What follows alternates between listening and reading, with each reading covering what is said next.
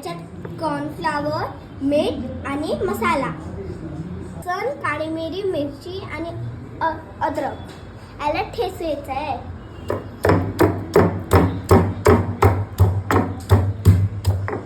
तेल करायचं आहे आणि याला फ्राय करायचं आहे.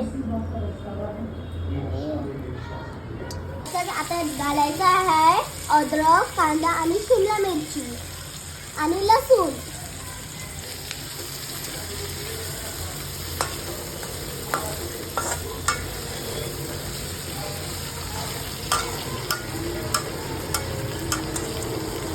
मिक्स करायचं आहे सगळं. फक्त याला आता मिक्स करायचं आहे.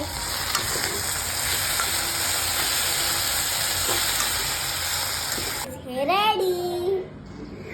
वाव. आता माझ्या डेडाला विचारू हे कसं झालंय. अबू